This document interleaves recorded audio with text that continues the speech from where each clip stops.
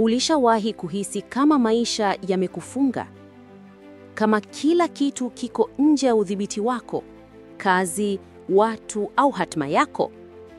Lakini kuna ukweli mmoja ambao watu wachache sana wanauelewa.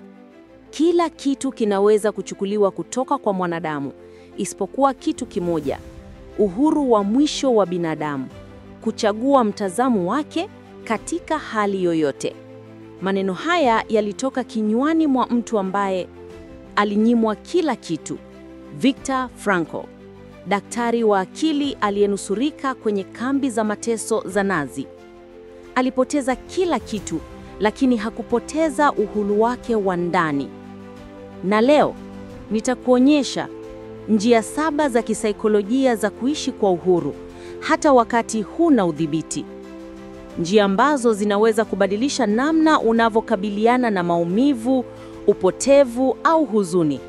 Lakini kabla hatujaanza, bonyeza subscribe kwenye channel hii ya Fikra Chanya, kwa sababu safari hii si ya kusikia tu, ni ya kugundua ndani yako.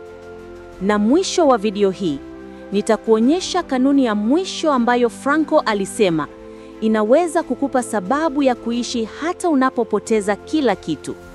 Usiondoke. Frankl hakuzaliwa shujaa. Alikuwa daktari wa akili mwenye ndoto za kawaida.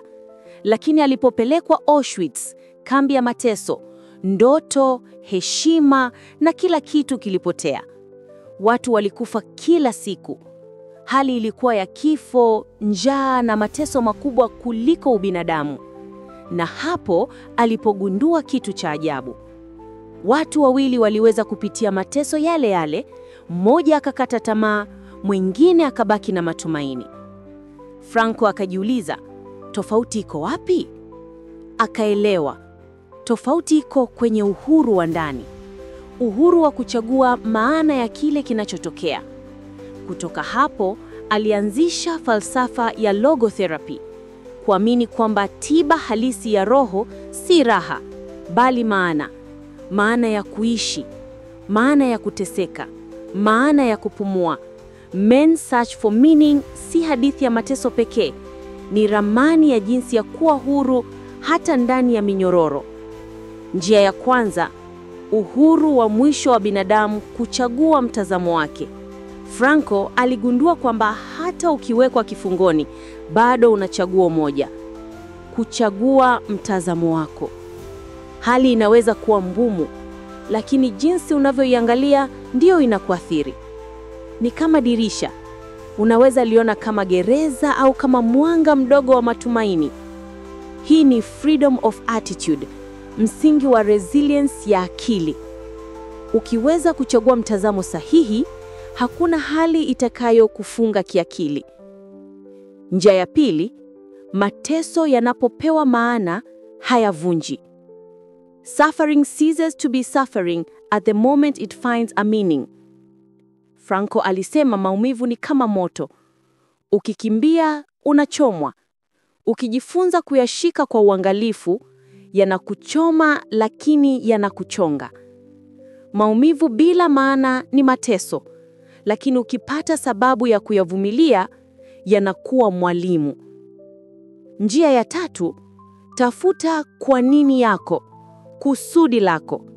He who has a why to live can bear almost anyhow, Nietzsche alisema. Mtu mwenye sababu ya kuishi anakuwa na nguvu ya kustahimili chochote. Kusudi ndio nguvu ya ndani inayokuweka hai hata unapochoka.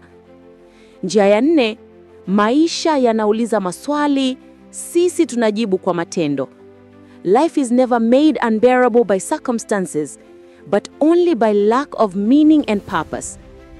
Usiishi ukilalamika maisha yananitesa. Maisha ndio yanayokuuliza utafanya nini na hayo unayopitia. Fanya matendo yako yawe jibu kwa mateso yako.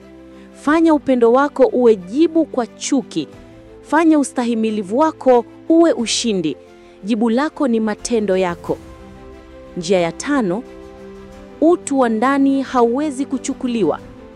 They offer sufficient proof that everything can be taken, but one thing, the freedom to choose one's attitude.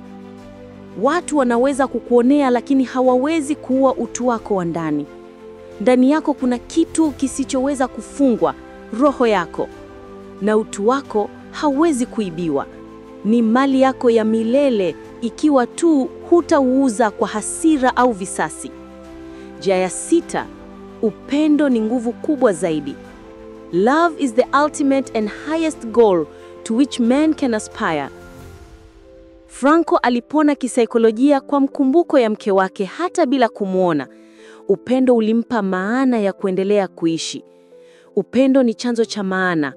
Hauhitaji uwepo, unahitaji imani. Njia ya 7, kila siku ni fursa ya kuchagua upya.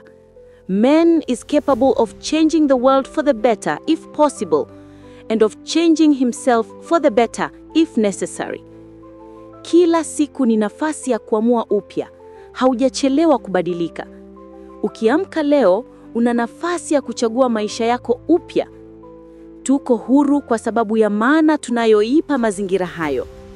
Uhuru wa maamuzi sio kupata unachotaka, bali kuchagua maana hata pale ambapo huna udhibiti. Sasa, jiulize swali hili. Naweza kuchagua nini sasa hata kama siwezi kubadilisha hali yangu? Hapo ndipo uhuru wako wa kweli ulipo.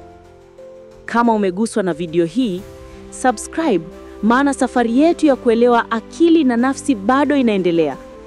Comment chini useme, ninachagua uhuru wangu leo, na nitajibu kila mmoja wenu binafsi.